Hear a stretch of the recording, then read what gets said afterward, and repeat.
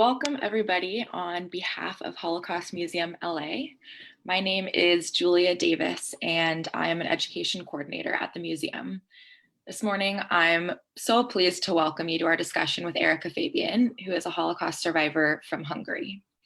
Before we begin, I would like to share a few words about the museum. Holocaust Museum LA is the first Holocaust survivor founded museum in the United States.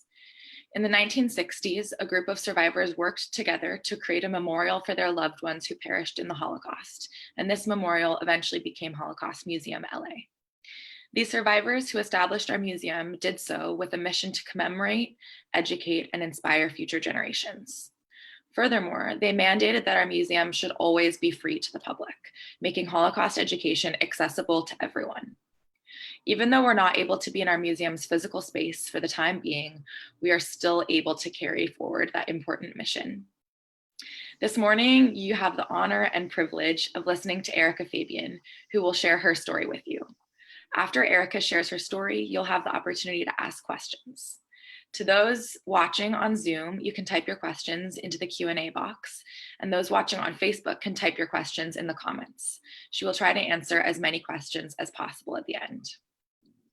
Erika has been speaking at our museum for about 5 years, and in addition to being a wonderful speaker, has participated in many of our educational programs, which I have had the privilege of joining her on. It has been a joy to hear her speak and to get to know her. So without further ado, I would like to introduce our speaker for today, Erika. Hello, am I on? Hi, everyone. Sorry I can't see you. I'm looking at my computer and talking to you, and I hope you can hear me. My story, actually, my very first memory of the war and of being persecuted starts 4 o'clock in the morning in an apartment in Hungary, in Budapest, the capital of Hungary, where I was born. Am I on? Yeah. Okay, I'll show you the map. Hold on a minute. Okay, this is Hungary, and Hungary is in the middle of Europe. So every warring nation actually travels through Hungary, and we get the war. So this war was in particular between the Nazis and a little bit later with the Russians coming in and trying to rescue or occupy actually Hungary. But anyway, my first memory of this particular war started in close to Christmas, actually, in somewhere end of November or somewhere around there. And it was very cold, 4 o'clock in the morning, pitch dark. And we hear banging on the front door of the apartment where we were staying. This was not the apartment where I grew up. I grew up in a very beautiful, very big apartment in the center, one of the best streets in Budapest. But as Jews, we had to move from there to a smaller apartment in a house, in a building, actually, apartment building, that had a big yellow star on it. So this was an apartment building designated only for Jews. And at that point, there was a tremendous amount of banging and kicking of our front door. And we heard a loudspeaker saying, everybody go downstairs to the middle of the building, which had a courtyard. And all Jews gather one day's food and clothing and meet downstairs in the courtyard. My mother jumped out of bed and said, let's get dressed and we have to go. The bed was a big double bed, and my sister and my mother and I were sleeping in it. It was no heat in the apartment, and Hungary gets very, very cold in the winter. So when my mother jumped out, my sister jumped out too and said, we're not going. And my mother said, what, are you crazy? We have to go downstairs. So my mother went into the middle of the room. My sister grabbed her by the legs and held on to her and said, "We're not going." And the knocking on the door, banging on the door continued. And I was scared. I was barely 4 years old at the time. And I simply covered myself up and put my head under the covers. I didn't want to know what was going on, but I did know. My mother and my sister were whispering and fighting in the middle of the room. And suddenly the banging on the door stopped. And we again heard the loudspeaker saying, "Go downstairs, everybody downstairs." My mother and my sister were standing in the middle of the room, frozen, when the banging stopped. And then, shortly after, we heard footsteps downstairs in the courtyard. Our apartment was on the first floor, actually, in a corner. And we heard people going out of the building, feet shuffling, movement. And then after a little while, there was this really eerie silence. Like, I don't know if you've ever been in a place where there's nobody around and the silence almost has a sound. It was really strange. So my sister let my mother go, and they just stood there, and we waited to see what was going to happen, but nothing happened. So my mother looked at the clock on the wall and said, "It's too early to do anything." It was like 5 o'clock in the morning. "We'll go back to sleep for a couple of hours." So we got up around 7 o'clock in the morning, excuse me, and my mother said, "We have to leave the building because we're the only ones left." So she said, "Get dressed and wear several layers of clothing because it's cold outside." And she went and prepared some hot coffee and some pieces of bread and butter. And we had breakfast, and we put some extra clothing into in the little briefcases, little cases that we had, and went toward the front door when all of a sudden the front door had a window on it, and we saw a shadow on the front door, and at the same time somebody was knocking on the door. So again we froze in the hallway, and then we heard a voice which said, "Mrs. Fabian, I'm your neighbor. Open the door, I want to talk to you." So my mother opened the door, and a little man stood in the doorway. He was our neighbor. And I, in recollection, I don't remember exactly what he looked like, but I always thought he looked like a little ogre. But he was not an ogre. He actually said to my mother, "I was the one who told the Nazis who were banging on your door that you had left already, you were downstairs. That's why they stopped banging on our door." And he said, he saw that we were ready to leave, and he said, "Where are you going? You know, you have a place to go." And my mother said, "No, we don't, but we have to leave the building. So we'll have to find some place to go." And he said, "There's a new Swedish um, safe house that just opened by the Danube." And he gave my mother the address and said, "Why don't you go there?" And we said, "Thank you very much." And the Swedish safe house was something set up by a Swedish diplomat called Raoul Wallenberg. He came from a very wealthy family, and he bought a number of buildings in the capital, and he designated them as Swedish property. So anybody who was able to get into that building was protected, supposedly protected by the Swedish government. In order to get in there, you needed to have a safe pass, again, issued by the Swedish government. And we had those. My mother, of course, got them. There was a Jewish underground who actually created a lot of these safe passes. The Swedes didn't have to do it. So we had the safe passes, and we could go there. So my mother thanked this old man, and we went downstairs. And because it was so early, the front gate to our apartment building was locked. My mother knocked on the door of the concierge, and the concierge was quite shocked to have seen us there. He said, "You didn't leave?" I said, my mother said, "We're leaving now." And I saw her kind of shake his hand. And of course, I found out later that she was actually bribing him not to say anything to the authorities that we had been left behind. So he opened the gate for us and we left. And it was freezing cold. Like I said, Hungary gets very cold in the winter. And it started to rain. And we left the building and started walking down the street toward the streetcars, which were starting up by then. And on our way to the safe house, my mother said, "Wait a minute, I have to make a phone call." And in Hungary at that time, you had these glass phone booths that only one, maybe two people fit in. So we waited, my sister and I waited outside.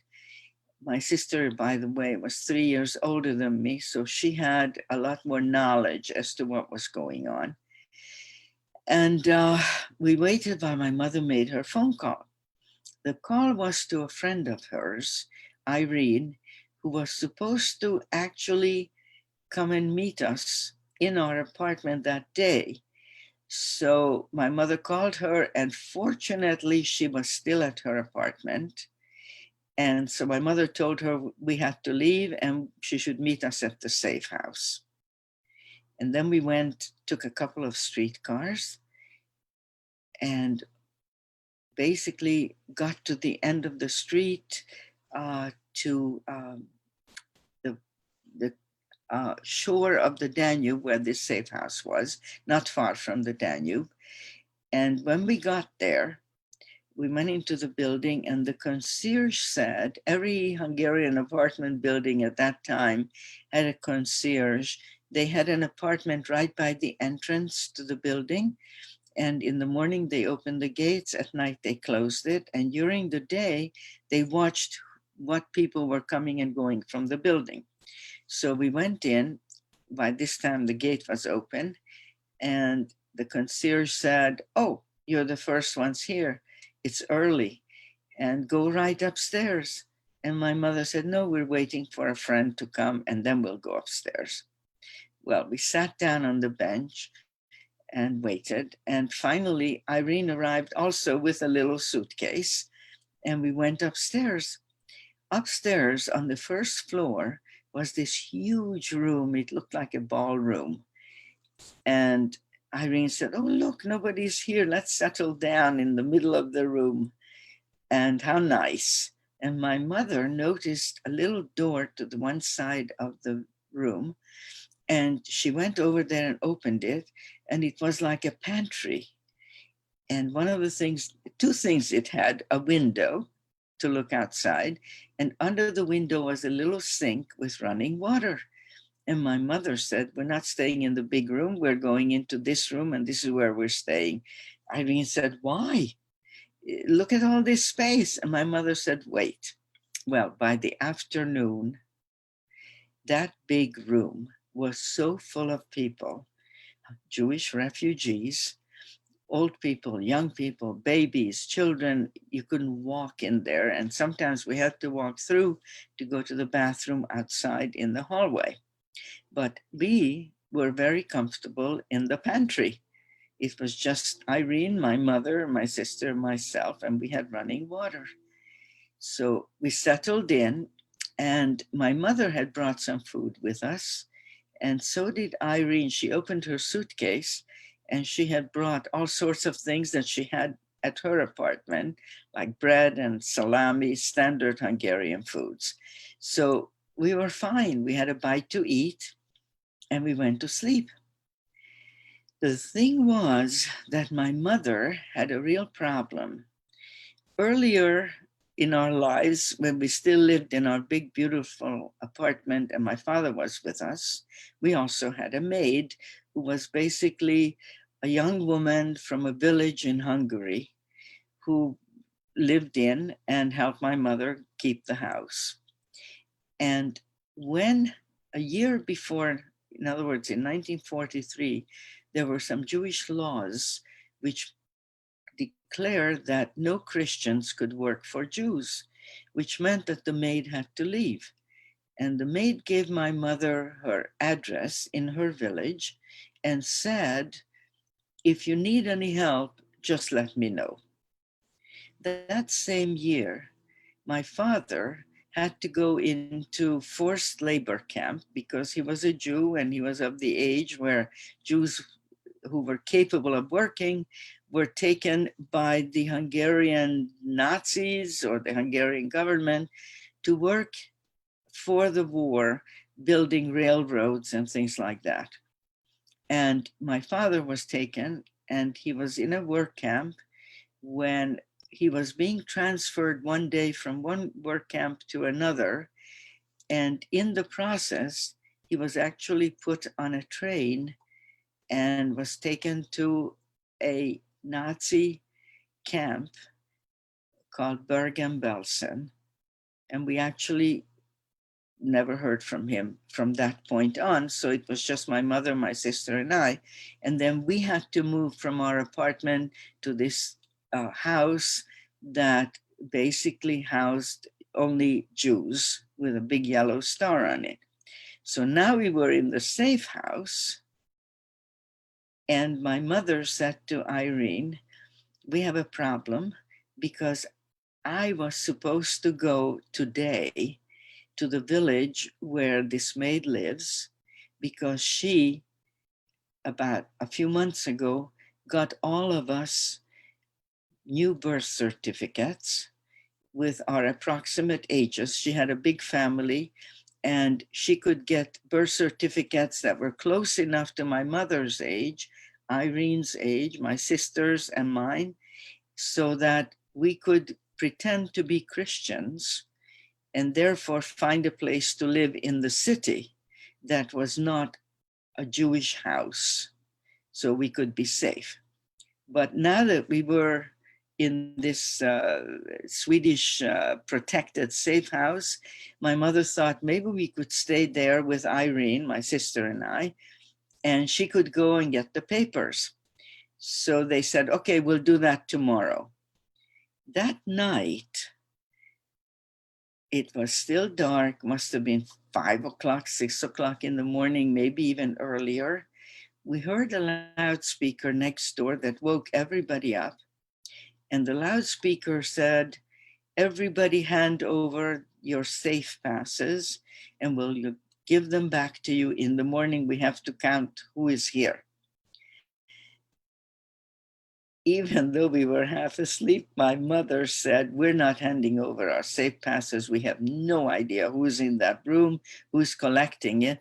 So she always had a notebook. So she very quickly tore out some papers, wrote nothing on it, but folded it up to the size of the safe passes. And they knocked on the door and said, safe passes, safe passes. So my mother handed over these 4 pieces of paper. And then she said, we're going to have to leave because in the morning, when they look at the safe passes, they'll see that there are 4 pieces that have nothing on it, and they're going to catch us. So we have to leave. Again, we waited till it got a little bit light, and we collected our stuff. We had a bite to eat. My mother always made sure that we were not hungry when we were going somewhere. And you know what? To this day, I always carry food with me. It's that ingrained habit of not wanting to be hungry. Um, anyway, we left the room. We walked through this big room. And me being 4 years old, I almost stepped on somebody's hand and I started to giggle. And my sister, who was 7 at the time, whispered in my ear, shut up or I'll kill you. And I was more afraid of my sister than I was of my mother, so I really kept quiet. We went downstairs, and once again, my mother knocked on the concierge's door and said, we have to leave, and handed him a handshake, which probably had some money in it, and he let us out the door. We stepped out. It was snowing, and very, very, very cold. And Irene said, "Where are we going?" And my mother said, "Oh, I know where." We took a couple of streetcars and went across the Danube, which was completely frozen by now, and over to the other side of the city. Budapest actually is two parts of the city divided by the Danube. The Pest side, which is where we lived, was flat. The Buda side was hilly, and it was full of beautiful villas, and very wealthy people lived there. Well, we were crossing the Danube by streetcar on a bridge to go to the Buda side.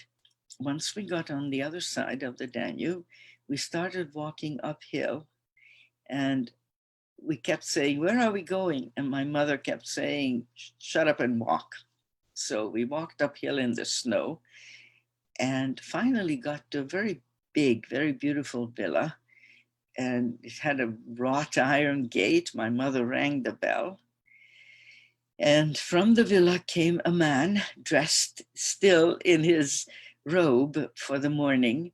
And he said, "Mrs. Fabian, what are you doing here?" Well, this man was a doctor.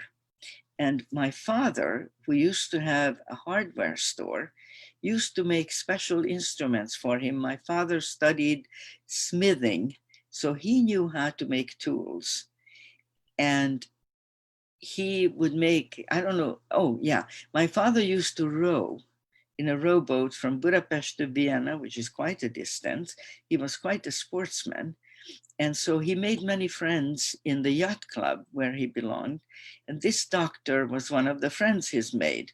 And then the doctor found out that my father could make tools. So he asked for some special instruments because he was a surgeon. And so they became very good friends. So he knew us also. So he let us into the house very quickly.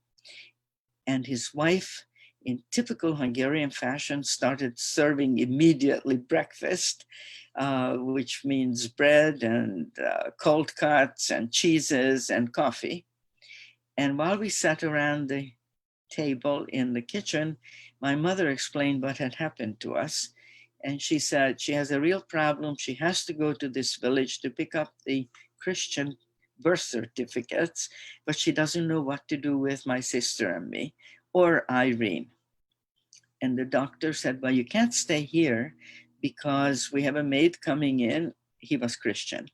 "And it's dangerous, but Irene could come to the hospital and work there, and nobody's going to ask any questions if I bring her in. And the two girls can go to the Red Cross hospital, which was on the Pest side, and it took in Jewish children."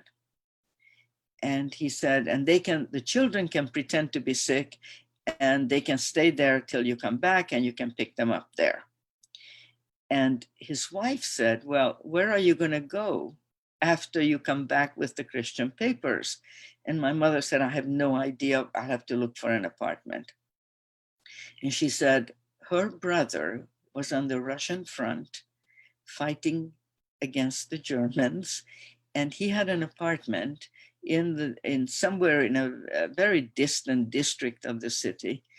And we could stay at her brother's apartment when my mother came back, and she gave my mother the keys to the apartment.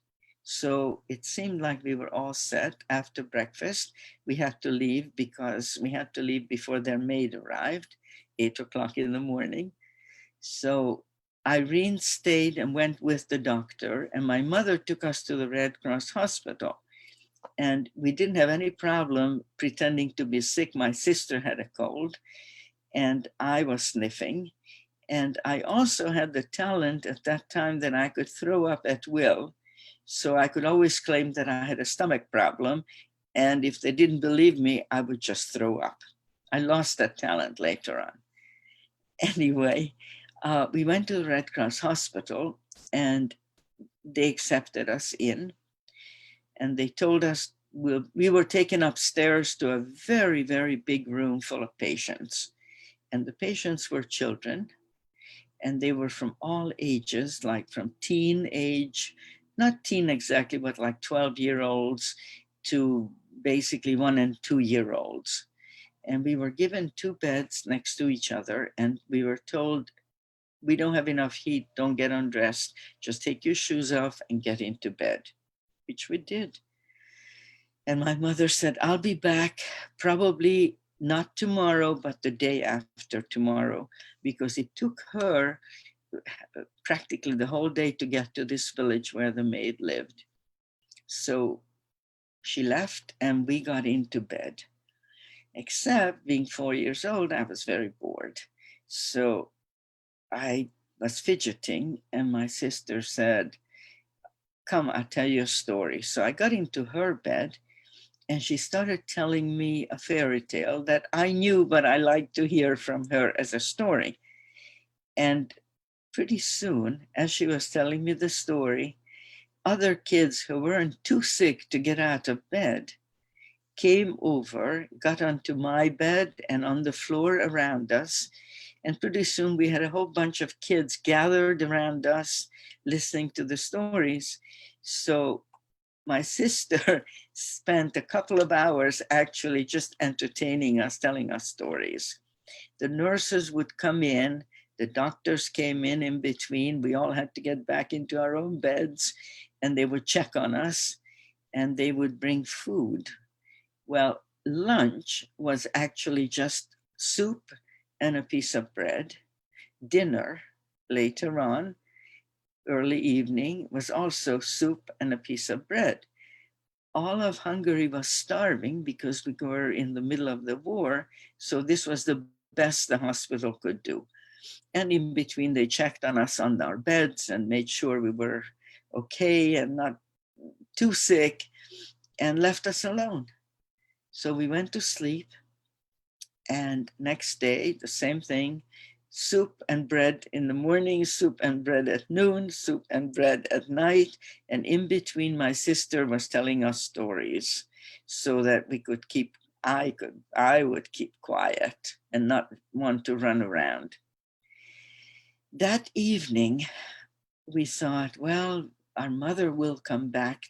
Maybe she'll come and pick us up tomorrow. And I asked my sister, do you think she will come back? Do you think she'll find us? And my sister said, probably, shut up and go to sleep. She was just as upset as I was, but she didn't want to show it to me because she felt that she was in charge of us. So we went to sleep. And around dawn that morning, the nurses woke us up, bringing hot soup and a piece of bread, and said, after you finish drinking your soup and eating your bread, put on your shoes, put on your coats. The coats were kind of hanging by our bedside, and we all have to go downstairs. My sister, who was very smart, said, drink your soup, don't eat your bread, let's put it in our briefcase, and I'll share my bread with you. So I did that.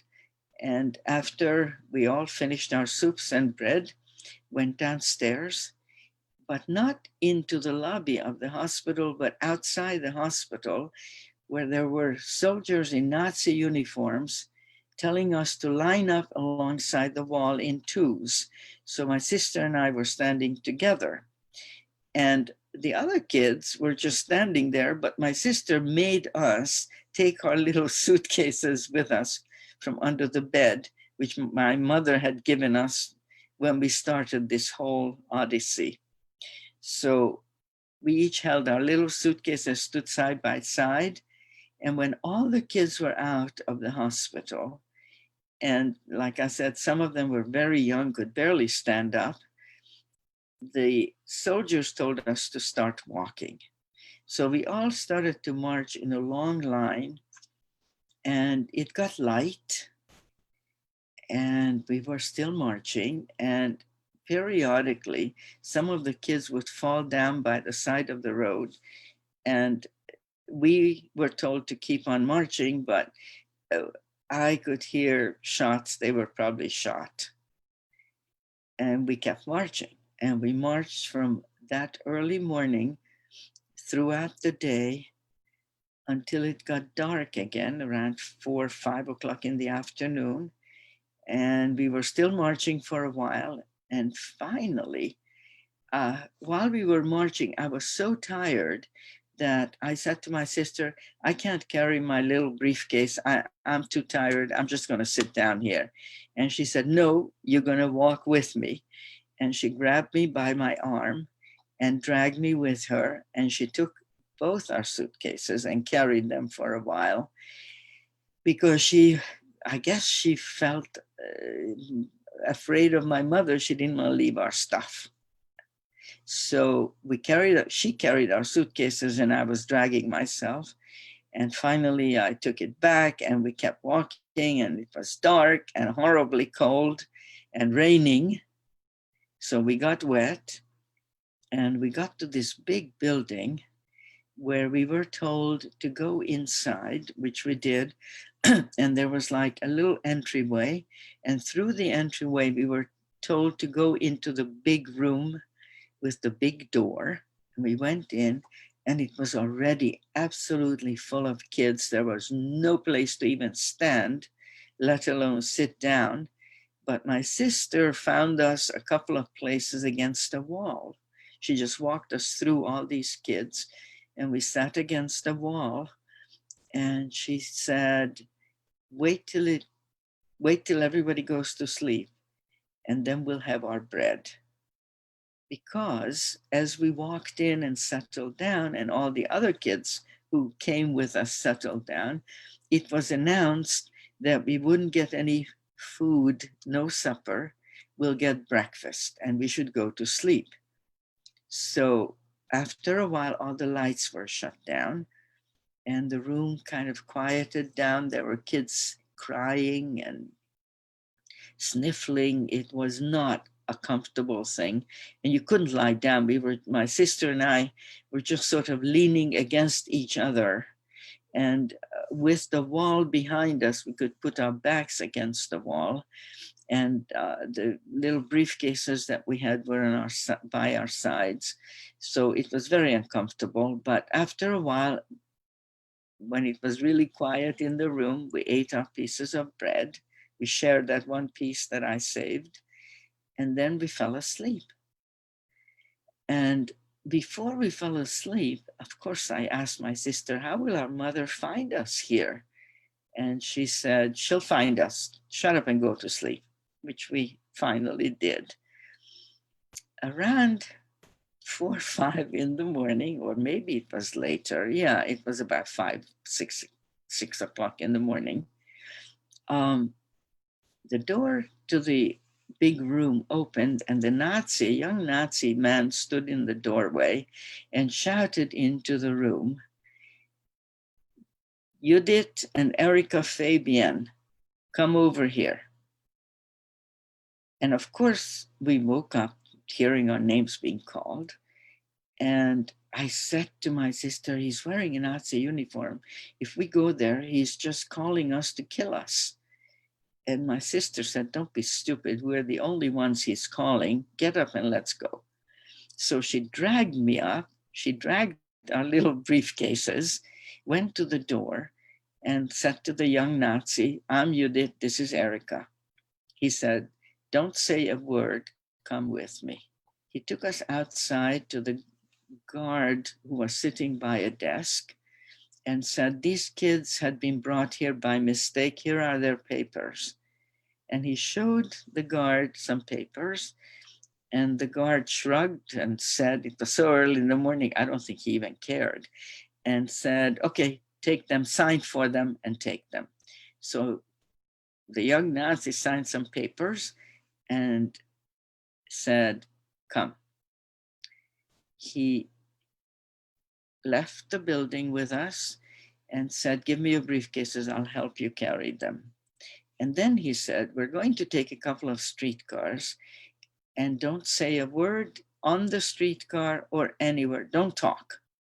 So he got us on the streetcars, and we sat there, and we could see why he said we shouldn't talk, because this was like, people were going to work by then between 6 and 7 in the morning.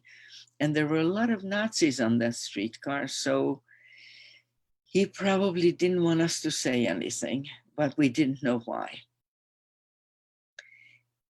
And what really happened was that my mother came back and went to the Red Cross hospital to get us out of there.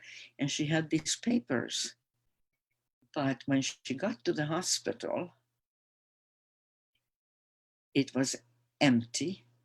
And there were a couple of Nazis standing in the doorway. And my mother said, "What is this building?"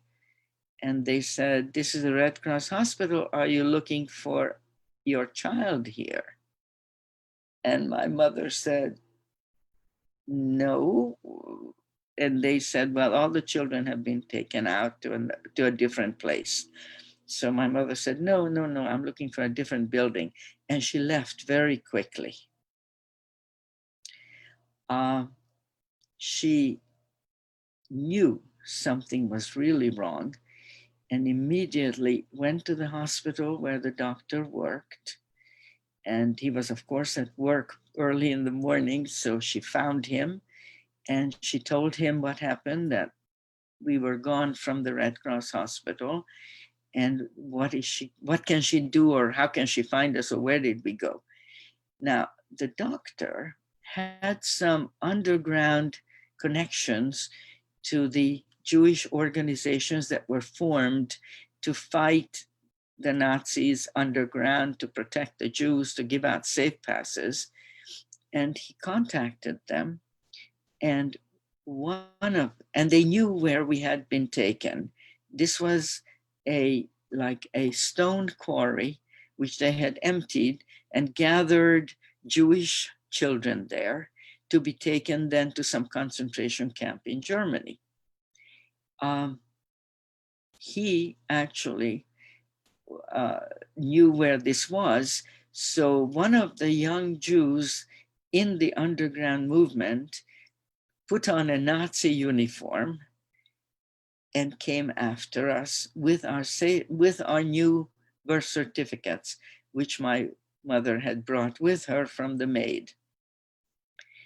So now here we were on the streetcar with this young Nazi. We didn't know this, but we got off the streetcar. We went up a few streets walking, and we went into a building, and we went into the concierge's little apartment, and my mother was there. She, returning with our papers, as I said, she was able to rescue us just before we were going to be taken to a concentration camp. And she had gone to the apartment that the doctor's wife's brother owned. So she was waiting for us there. And this young Nazi, who was actually a Jew, brought us out from the concentration gathering place and took us to my mother. Now, we were in this, so my mother thanked him, he left, and we were with her. And she said, "Before we go upstairs to the apartment, there are a couple of things you have to learn. Erika, you can keep your name. Judith, your name will be Edith from now on. And our last names, instead of Fabian, which was a common Hungarian name, but a common Hungarian name for a lot of Jews in Hungary, she said, your last name will be Polyak, which was the name of the family whose birth certificates we now had." And then she said, "Before we go upstairs, here's a prayer book," which was actually a Protestant prayer book, not Catholic. Most of Hungarians are Catholic, but maybe a third of them are Protestants, and their maid was actually a Protestant. So my mother had these prayer books, and she said, "You have to learn the Lord's Prayer in Hungarian in the way the Protestant prayer book has it." So to this day, I don't know why we had to learn it right there, but we did. And she made us repeat our names over and over again to make sure that we knew who we were now. And after a while, she said, "Okay, now we can go upstairs." And we went upstairs to this apartment, and Irene was there.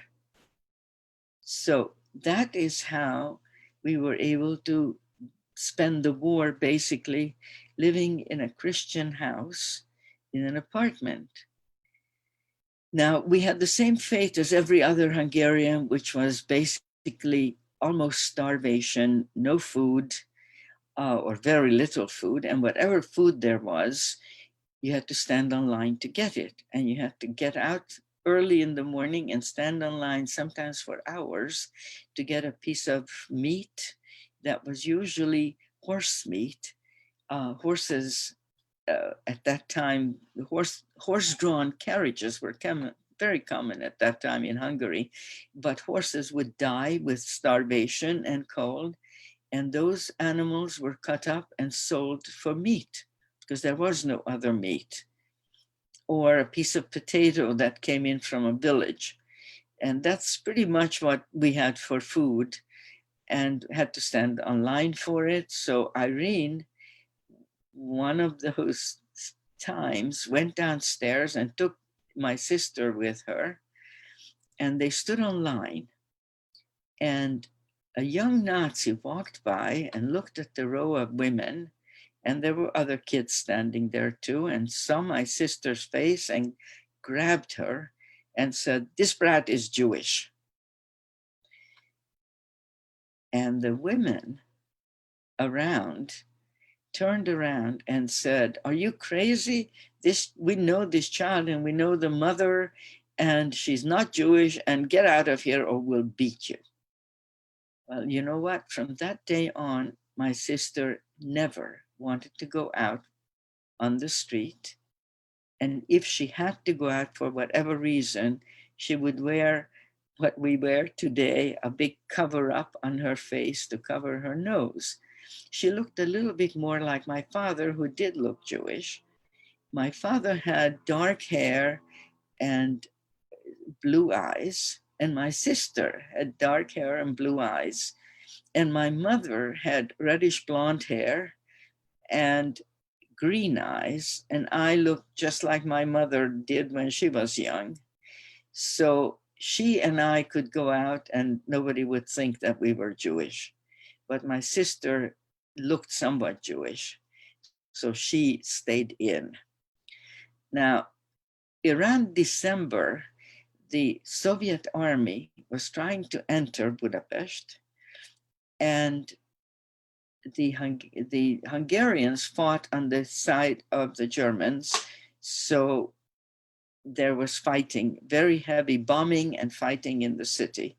And my mother was afraid to take us down to the basement, which was where we were supposed to stay against the bombing in case our building was bombed and would collapse. She was afraid to do that because she was afraid that I would somehow make a mistake and say, "We're not Christian, we're Jewish." And one night we were in the apartment, freezing cold, and the bombing was very heavy, and the building next to us collapsed. So we could hear it, and our whole building was shaking. And I finally said to my mother, we all slept in one huge double bed. I said to my mother, "Look, I know that we are now Christian, and I know that you and Judith are praying every night in Hebrew, and I don't care. I'm not going to give us away. And we're going to get bombed. So let's go down to the basement." So we did. And this was, like I said, middle of December. So from there on, every night or every day, we would stay in the basement along with other people. The basement was L-shaped, and there were chairs along the wall. So people from the building sat around and did nothing but talk or sat in silence. And we had our meals down there. And I was bored. So instead of sitting tight, I would get up and kind of dance down the hallway along where all these people were sitting. And earlier in my life, around age 3, I had been put into a nursing school. So I knew some songs. So I would dance down the hallway singing and I felt like I was entertaining people, and they liked it. They thought I was very cute, which I guess I was at that time. And so I would stop and smile at them and turn around and dance. And they would in turn give me a small piece of bread or a small piece of potato. And I took that back to my mother and said, I'm earning the bread for the family now. Um, the bombing went on, but I don't know how. Around Christmas time, people started baking. I don't know where they got the flour and the sugar, but somehow they went upstairs during the day when it was safe, and they baked cookies and they baked, I don't know, Christmas stuff, and which they brought down to the basement. And one day, this woman sitting next to my mother stopped me as I was dancing, and she said to me, uh, does your mother make cookies like this? And she showed me a cookie she had made. And I looked at my mother's face, and my mother's face was completely frozen, because what she expected me to say was, we're Jewish, we don't make cookies for Christmas. And instead, I said to this woman, where we come from, we don't make these kinds of cookies. And my mother, I could see her breathing again. And this woman said, well, here is a cookie for you. So she gave me a cookie. A few months later, hold on one second.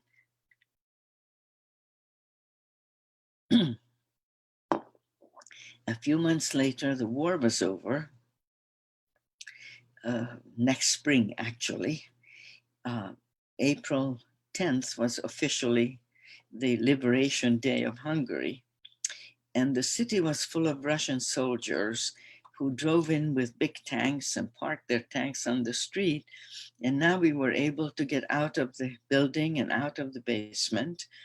And my mother had bought a Russian dictionary and taught us a few words. The few words were bread, chleb, and thank you, spasiba. So as we were walking down the street, the soldiers were very nice to children. And I would go up to them and smile and say hello and say bread. And they would reach into their pockets and give me pieces of bread and give me whatever else they had, like a candy or something. And I would say thank you. So I felt like, once again, I was earning food for our family. After the war was over, um, we tried to go back to our old apartment, but we couldn't because my mother couldn't afford it. We were renting, of course. And we found out that my father died in the concentration camp. He died of double pneumonia and typhoid fever. And so my mother was on her own with my sister and me.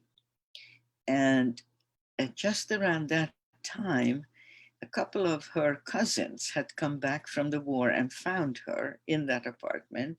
So we all moved to a different apartment, and my mother started working with them. They were grocers, and I don't know how, they tried to open a grocery store after the war. So my mother was working with them, and she didn't know what to do. The apartment was very, very small, so she didn't know what to do with my sister and me. So she put us into an orphanage because she had to work and she couldn't take care of us. So my sister and I spent a couple of years living basically in an orphanage, which was not a very nice place, but we had no choice. And then in 1948, which was 3 years after the war, my mother met somebody and she fell in love, and we had a home again. She married him and we had a home again.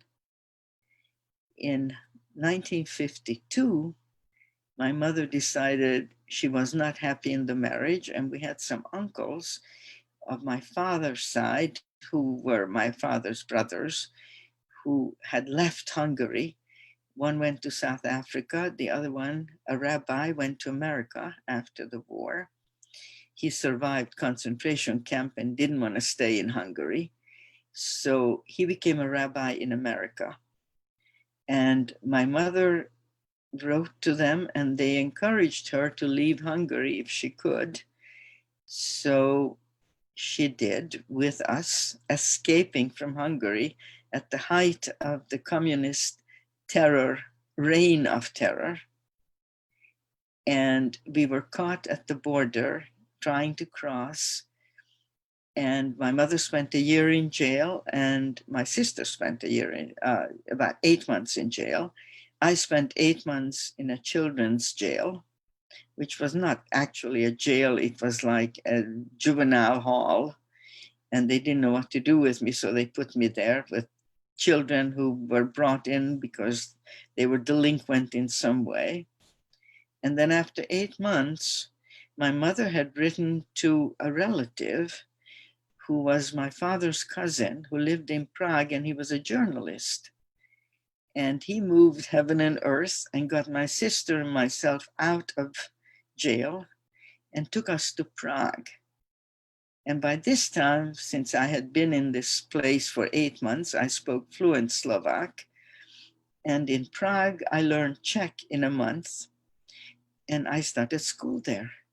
So I went to a Czech school from September to January, when the Hungarian government requisitioned us back to Hungary.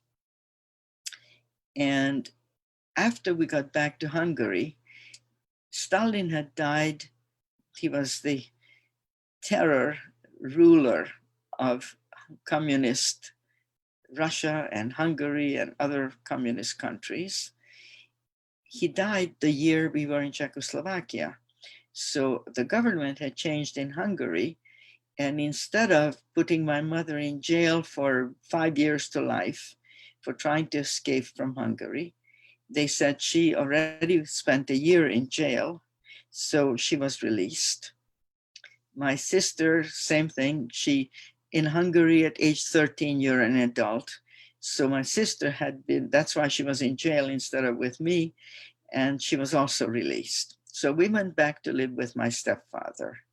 2 years later, the Hungarian Revolution broke out, and we escaped again and came to America to live with my rabbi uncle until we could find our footing in America, which was not easy, and it took several years, and it wasn't easy to be a refugee in America. We were helped by relatives. We had a lot of relatives living here. So eventually, I graduated from high school and went to university, got married at age 19, and my husband, who was a scientist, got a Fulbright grant a year after we got married, and we moved to Peru for a couple of years. And I had my first son born in Peru. And when we moved back from Peru, I had my second son born in San Francisco. And my career was actually in theater for all those years. All that dancing and singing was because I was interested in theater and performing. I got a degree from Northwestern University in theater. And later on, because of my husband's penchant for moving, we moved to Mexico, where he got a fabulous job with Pfizer International. And I met a photographer from National Geographic and helped him do an assignment in Mexico City, and then helped him do an assignment in Hungary, and started traveling with him. How am I doing on time? Anyway, started traveling with him, and eventually ended up separating from my husband and taking on a profession of photojournalism and marrying the photojournalist from National Geographic. My children grew up partially at home while I was still married, and then in an English boarding school. And they became very successful in their own lives. My older son, Dan, has a clinic in London called the London Vision Clinic. That's not the right name. But anyway, he's one of the world's foremost LASIK eye surgeons. And my younger son is a filmmaker whose first film won about 22 awards, and he just finished another film, interestingly enough, filmed in Budapest. So my heritage somehow helped them work out their lives successfully. And I had written basically 22 books in my life, and I just finished a 2-volume book about the family history, and I keep working. Any questions? Hello. Thank you so much for sharing your story, Erika. And it was so interesting. I've heard you share before, but I learned something new every time I hear from you. And there are some questions from our audience. So first of all, someone would like to know, what year were you born? When did this story begin? I was born in 1940. 1940. June of 1940, the middle of the year. And what happened to your sister? Is she still alive? No. When we got to America, as I mentioned, it wasn't easy for us. We were tossed from one relative to another. I was sent to McMacken, West Virginia to finish high school. And my sister started college in New York City. My mother worked as a housekeeper in New York City, and my sister was living with relatives. And my sister actually decided she didn't want to live anymore, so she committed suicide. So sorry to hear that. Yeah. Another question from our audience is, did you ever find out what happened to the Jewish resistance fighter who disguised himself as a Nazi to rescue you and your sister? Never did. Yeah. I was too young. I don't know whether my mother kept in touch with him or not, but I don't know. But I will say this, that the uncle who took us to Prague is now 95 years old.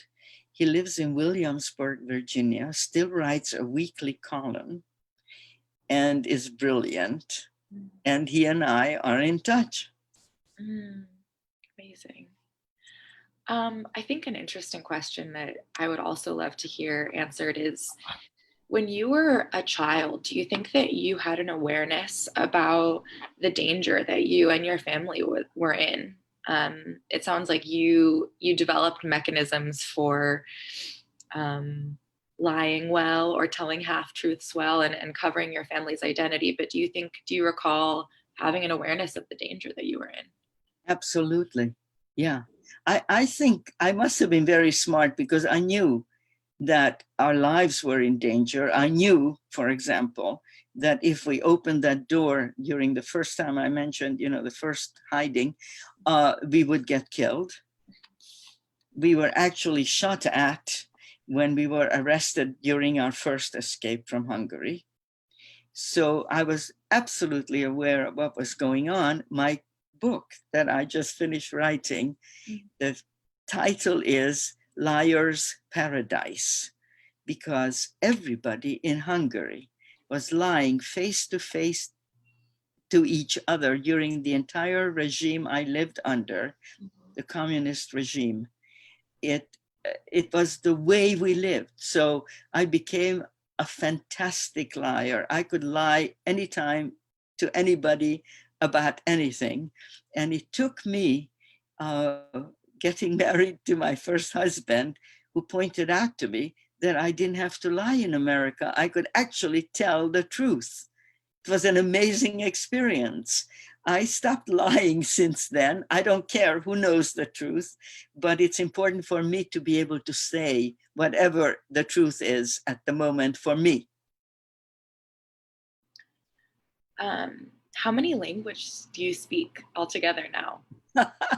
Right now, I only speak 3, which is Maybe also throughout your life, how many languages have you learned and 9, spoken? 9 languages, because when I was working as a photojournalist, my second husband and I, Albert Moldvay, he, by the way, was of Hungarian origin, we traveled around the world on assignments, first for National Geographic and then our own assignments, because we created books together. And we would stay in a country 3 months. Well, the first month, I started understanding whatever language that country spoke.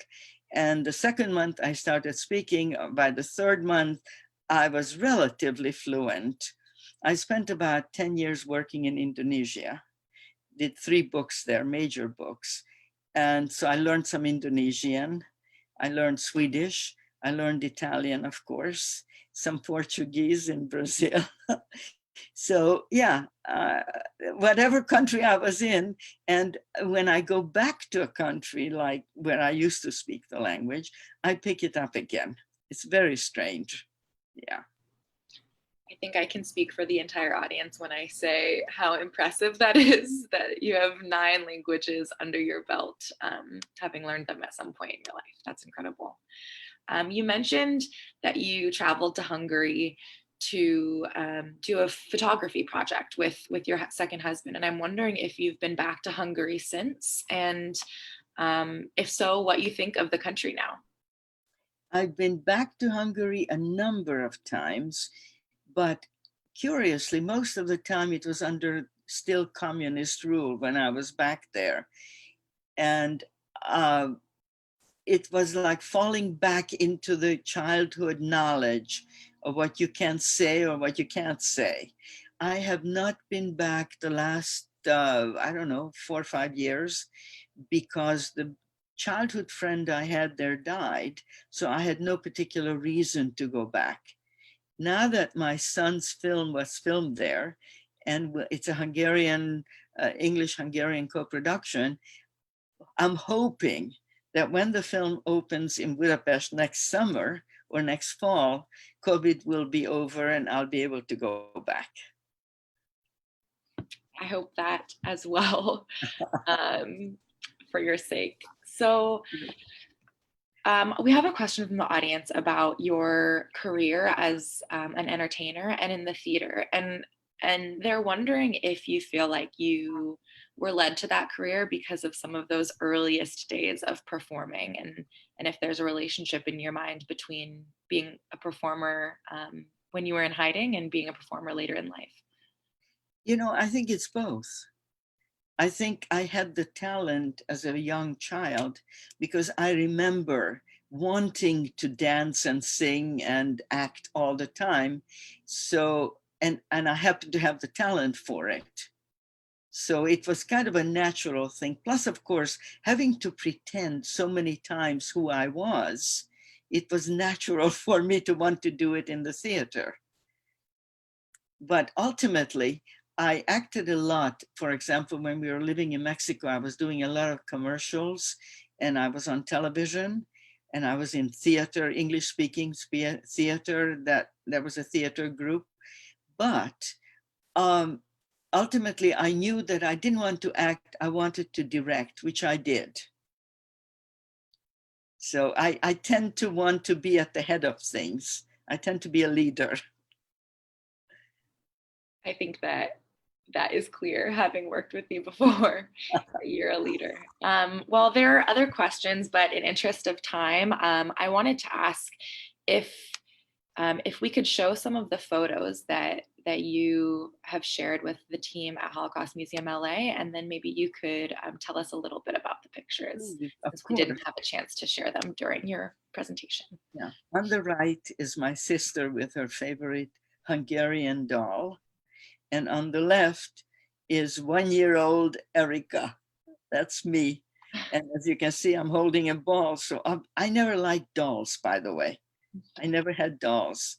I used to play with balls or build bricks into houses and whatnot. So there I am on the left. Very happy child. These were my grandparents. My grandfather was an eminent Jewish scholar and had a rabbinical degree, but he actually was head of the Jewish congregation in Budapest and then in this small town in Debrecen. And with him is my grandmother holding me. And I must have been about 2 years old at that time. And we were visiting them.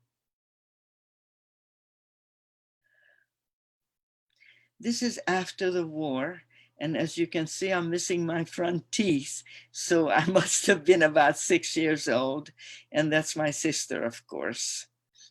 So that was, yeah. And this is, I was about 8 years old here. And that's my mother, my sister, and me. And we were somewhere, I don't know, in some park in Hungary. And I must have been about 8 years old at that point, because we were back with my mother.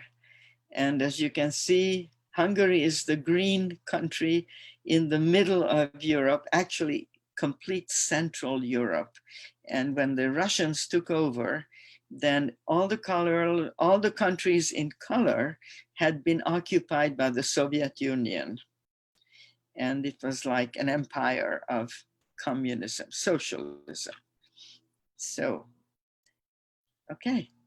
Well, thank you for describing those photos and for sharing your story. I wanted to ask one final question before I let you go, and that is, what is the name of the film that your son made? Somebody from the audience would love to see it or know the name. Okay, the first film, which won, like I said, I think about 24 awards, is called Skin, like the skin of your body. Mm-hmm. And it takes place in South Africa. And there's a white Afrikaner family who have a daughter. Well, they have a son, and then they have a daughter, and the daughter is Black. And it's clear that the mother hadn't slept with anybody. And so it goes to court, high court, and finally turns out that if both parents have just one different gene, like a Black gene, they could have a Black child. This is a true story, and it is phenomenally beautiful. Wonderful, thank you. So everyone in the audience listening should go see that film, and also pick up a copy of your book, which is called Liar's Paradise. Is that? My book is coming out online early this coming year. Probably by the end of January, it will be online. And by the way, the current film that he just finished filming is coming out next fall, and it's called Mrs. Harris Goes to Paris. It's a remake, and it's going to be really fun. Great. Well, we can look forward to the release of both of those two things. And I want to thank you again so much for sharing your story with us this afternoon. We are truly honored to have you as a member of our community. And I also want to take a moment to say thank you to our audience. We hope to be able to welcome you to the museum in person when it is safe. But in the meantime, please follow our website and social media to learn about our regular virtual programs. We host Survivor Talks every Thursday at 11 o'clock, but we do not have one next week because of the holidays. We will resume them on January 7th. So I want to wish everyone a happy, healthy, and safe New Year and a restful holiday. And we will see you back here on January 7th. So thank you so much, Erika, and take care. Same to everybody from me.